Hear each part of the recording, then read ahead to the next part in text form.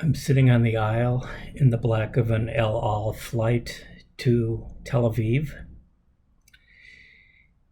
It's an overnight flight, and it must be getting near dawn.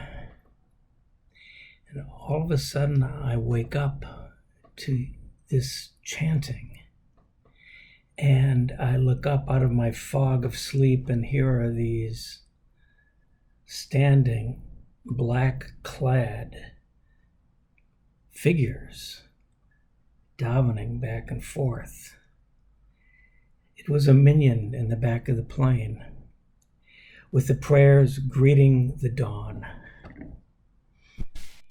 And it just reminded me how important and baked into our DNA, it's as old as creation, is the idea of worship and prayer. It was certainly that way for Jesus. The Gospel of Mark is a busy story, an activist story filled with crowds, teachings, healing, travel, training, controversy, the mighty sweep of a great movement. Yet, there are two arresting sentences in this activist gospel. From Mark chapter 1, you get a sense of the sweep of busy movement in these verses. That evening, after sunset, they brought to him all who were sick and those who were possessed by devils. The whole crowd came crowding round the door, and he cured many who were suffering from diseases of one kind or another. He also cast out many devils. Then comes this remarkable sentence. In the morning, long before dawn, he got up and left the house and went off to a lonely place and prayed there.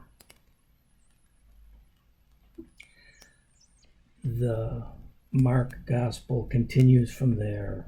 There's the rejection in his home village, many healings, growing controversy, and then he hears the news that his cousin John the Baptist has died.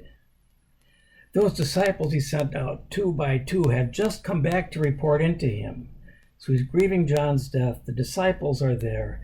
The crowds start pressing in like sheep without a shepherd, and we get this sentence from Mark.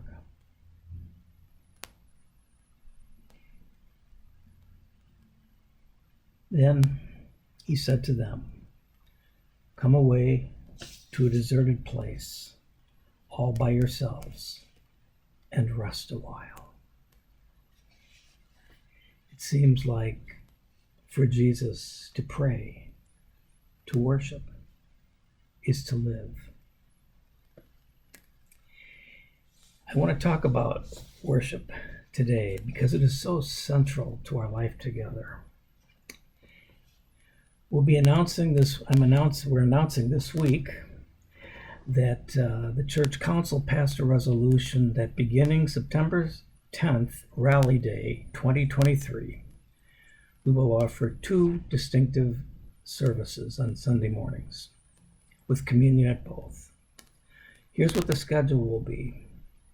8 to 8:45 a.m., the first service, will be a shorter, reflective communion service. Less formal, simple music, an opportunity to explore different formats, a contemplative service. 9 o'clock to 10 o'clock, the Sunday school hour, adult forum, fellowship. If you're interested in the adult forum, we'll probably start at 9:15 so that you can grab your coffee and come in and join us if you'd like. Then at 10:15, our second liturgy, which will be a full communion service with choir participation. It's our current service format. Our strategic plan had called us to move to one service for a season, with a time for fellowship and adult forum and Sunday school, to help us reconnect in Christ coming out of the COVID isolation. And when we just recently sent a survey, most of our members responded they were content with that format. It was clear, though, that Sunday school time was too early. So this recent season of one liturgy with fellowship, Sunday school, and adult education has been successful in its original purpose of connecting in Christ after COVID. The Church Council believes that we are now entering a new season in our life together. It's a time of anticipated growth, of living into a strategic plan, and preparing for a new pastor. Adding a new service with a different time and format will provide more opportunities for those who are seeking spiritual growth to worship God and to be fed by the gospel. We hope this will include not only current members, but also new members, visitors, a format that may be appealing as we share this with our community. Adding a new service with a different time does not take away from what we have already and have affirmed. The 11:15 service will continue to be that main service that we have all appreciated.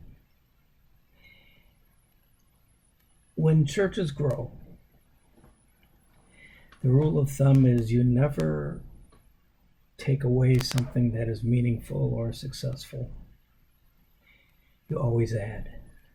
And so that's what we're doing.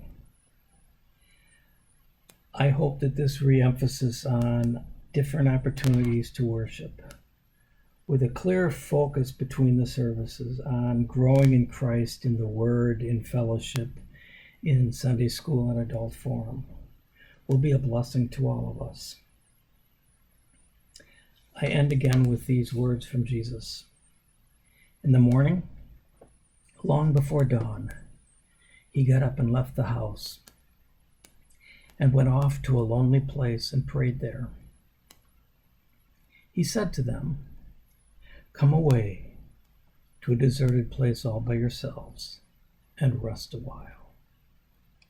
Holy Sabbath.